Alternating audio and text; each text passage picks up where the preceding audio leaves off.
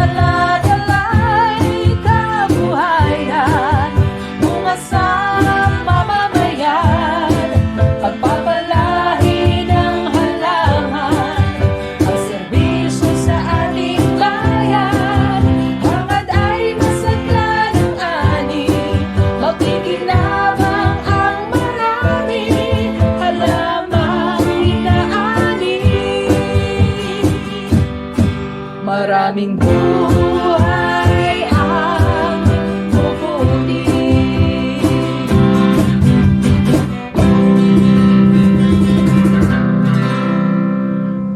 Magandang araw po sa inyong lahat. Sa ating mga manonood, welcome sa ating programa. Ako si Dayan Ubaldo at ito ang IPB, kung saan ikaw Pinoy ang bida. IPB, ikaw Pinoy ang bida. Ang programang ito ay hatid sa inyo ng Institute of Plant Breeding, College of Agriculture and Food Science, University of the Philippines, Los Baños. Ihahatid ang mahalagang usapin ukol sa agrikultura, ibabahagi ang varieties and technologies ng IPB at itatampok ang mga taong katuwang ng institusyon. Kaya't samahan ninyo kami sa isang makabuluhang talakayan. Narito tayo ngayon sa Calamba City, Laguna upang bisitahin ang isa sa mga kooperatiba na katuwang ng institusyon sa pagtatanim at pagpaparami ng VAR6 na isa sa mga variety ng mais na na-develop ng Institute of Plant Breeding. Para ipakilala sa atin ang Barangay Burol Organic Agriculture Cooperative ay makakasama natin ang kanilang chairperson na si Ginoong Sotero Mamalayan. Magandang umaga po sa inyo, Kateroy, at welcome po sa ating programa. Magandang umaga din ho, ma'am. At sa mga nakikinig at nanonood ng programang ito, isang mapagpala at magandang umaga ho sa inyong lahat. Kateroy, maaari niyo po bang ibahagi sa amin kung paano nagsimula ang Barangay Burol Organic Agriculture Cooperative o Bibo Ako? At ano po ba ang mga mithiin nito bilang bahagi ng sektor ng agrikultura? Ang Barangay Burol Organic Agriculture Cooperative ho ay nagsimula bilang isang maliit na grupo ng magsasaka dito sa aming barangay. At ito po ay nagsisilbi ding isang social group kung saan ay kami ay nagkukwentuhan, nagbabalitaan kung ano nangyayari sa aming barangay. Kasama, siyempre, yung pagtatanim at pang-agrikulturang usapin dito sa amin sa tulong ng aming local government unit ng Calamba. Noong 2018, kami po bilang pagle-level up sa aming grupo ay nagpatala kami sa Department of Labor and Employment. At kami ho naman ay narehistro doon.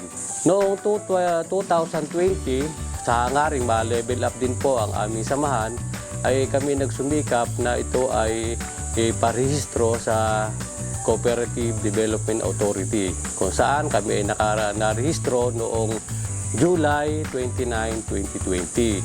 At simula nga ho noon ay kami naging isang kooperatiba na.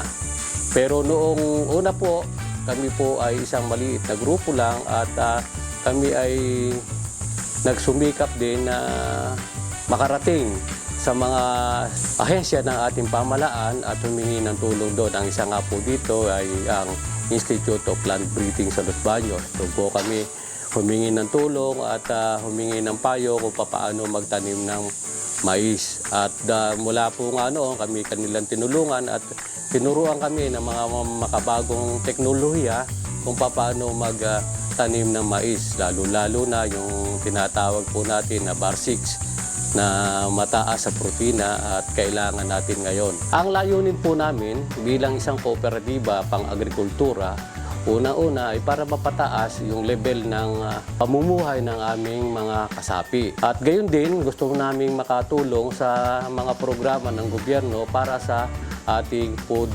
stability at food security. Ang amin po ng mga advokasya ay gusto natin na bigyan ng ating mga kababayan ng isang ligtas na pagkain. Bago po yung taong 2018, ang aming mga kasapi ay individual na nagtatanim ng kanya-kanyang gulay na ipinagbebenta naman sa mga traders at dinadala doon sa bagsakan sa Tanawan. Doon pa lang po nakakatulong na kami sa pagdaragdag ng mga pagkain kailangan ng ating mga komunidad. Pagkatapos po noon ay bilang pagle-level up nga po ay nag-connect kami sa IPB kung saan ay tinuruan naman nila kami sa pagtatanim ng mais, lalong-lalo na nga po yung IPB bar 6. Natuto nga po kami at hanggang ngayon ay yung pa po rin ang tinatanim namin. Simula nga po noon kami naging contract seed grower nila ng mais na bar 6 at saka IPB Lagkitan at pati yung yellow corn na native na pula. Pagdaan ng ilang taon, ay nadagdagan po yung aming market sa mais. Dumating po yung IPIC, yung Innovative Packaging Industry Corporation, kung saan sila ay nakipag-marketing agreement din sa amin sa pagsusupply namin sa kanila ng corn grits na bar 6. At bukod po doon, marami po din nagpunta sa amin sa tulong ng IPB na mga local traders, lalong-lalo na ng binatog at nagpuntahan nga sa amin at bibili din sila ng mga mais na lagkitan. So sa ngayon po, ang aming mga produkto na mais ay kulang na kulang pa sa mga mamimili namin. Kulang na kulang po pa. Saka siguro sa mga darating na panahon ay dadagdagan pa namin yung aming mga taniman. Kami po ay nagsimula ng aming taniman sa 1 hektarya lamang. At ngayon po, kami ay meron na 10 hektarya na kulang pa sa aming mga kliyente, sa aming mga commitment sa kanila.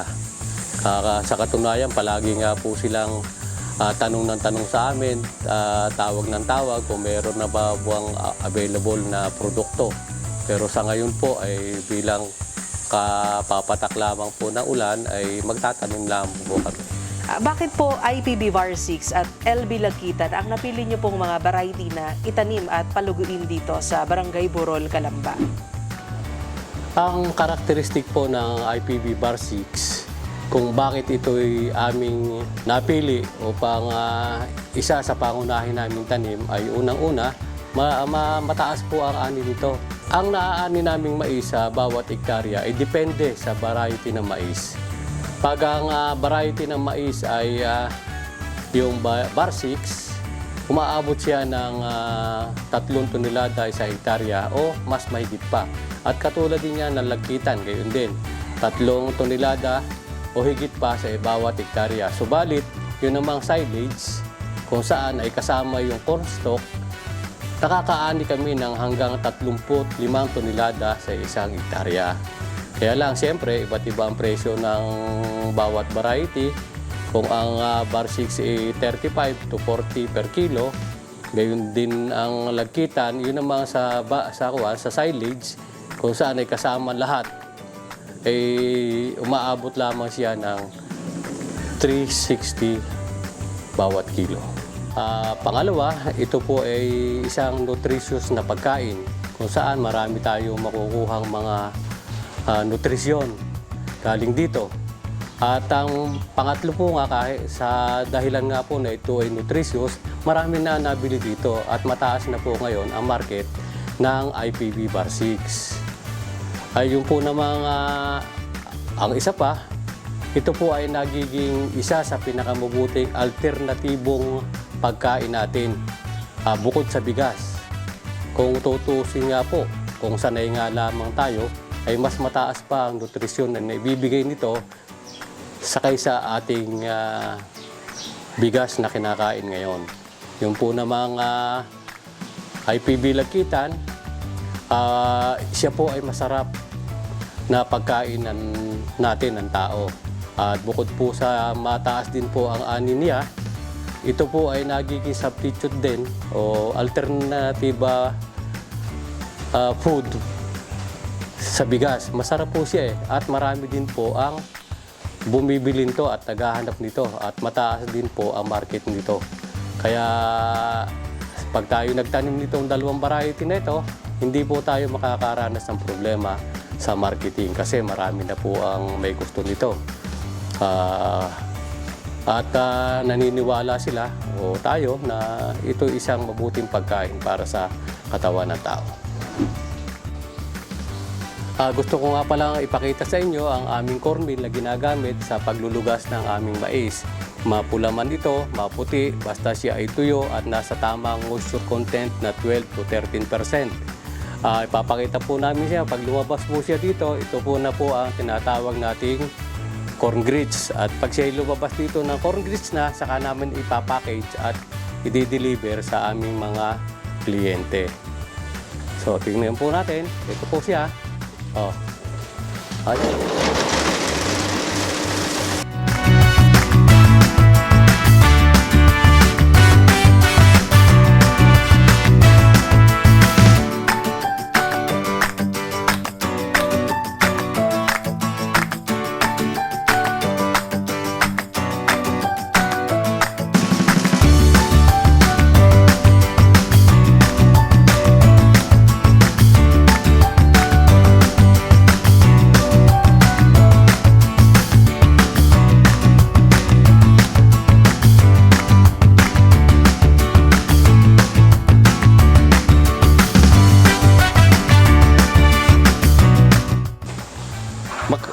Pagkatapos po siyang gilingin ng mais, ito na po ang lumalabas sa kanya. Ito po ang tinatawag na corn grits o pwede na po natin siyang tawagin na mais na bigas kung saan pwede natin po siyang iluto at i-alternate sa bigas natin. Pagkatapos po natin ganito, pag inalis natin yung mga ibang impurities dito, ay saka natin naman ito ipapackage at i-deliver natin ito sa ating mga kliyente. Ano po sa tingin ninyo ang ambag ng inyong kooperatiba sa probinsya ng Laguna at sa buong bansa?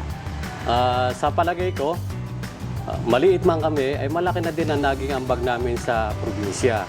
Unang-una, na-awardan na nga kami bilang isang the best agriculture cooperative in Laguna Province kung saan nakatanggap kami ng isang corn meal at 20,000 piso. Tumanggap na rin kami ng mga pagkilala sa iba't ibang ahensya ng gobyerno. Katulad ng local government unit ng Calamba, kami ay na-recognize nila at binibigyan din kami ng ayuda sa tuwing ito ay kailangan namin, katulad ng mga abono at saka binhi. Na-recognize din kami ng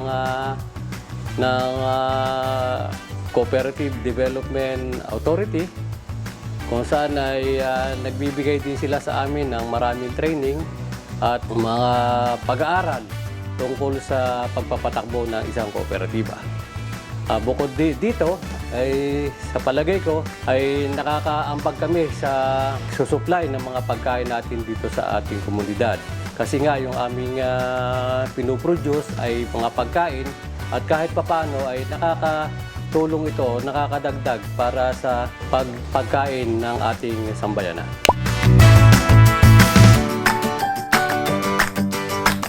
Sa ilang taong pagtatanim namin ng mais, tumatak sa aming isipan na yung palang pamamaraan nung una ay kakaiba sa ngayon.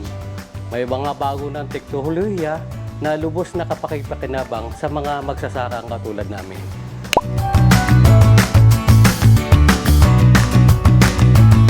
Ang isa sa pinakamasaya na parte ng isang magsasaka ay makita ang kanyang mga tanim ay unti-unting lumalaki ng maganda, lumalago siya ng maganda. At maganda ang kanyang ani at pagkatapos ito ay kumikita siya. Yan ang pinakamahalagang maganda na nakikita ng isang magsasaka. Sa isang kooperatiba naman na yung organisasyon, ang pinakang maganda dito ay yung pagtutulungan ng bawat isa.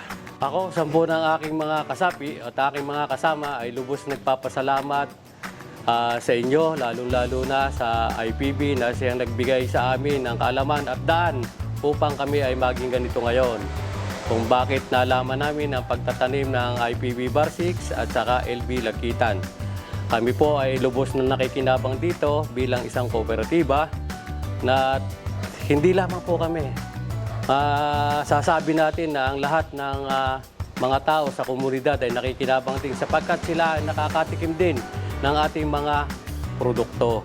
So salamat po sa inyo at sana'y huwag po kayong magsawa na tumulong sa katulad naming magsasaka. Salamat po. Maraming salamat po, Kate Roy, at gayon din sa Barangay Borol Organic Agriculture Cooperative. Isa nga pong patunay na ang mga variety na nabuo ng ITB ay napapakinabangan ng ating mga magsasaka. Ang bisitahin ang isa sa mga kooperatiba.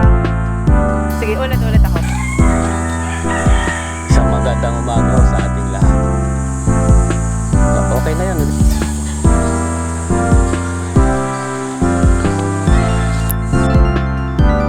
Sila po ang ilan sa aming mga kasapi na bumubuo ng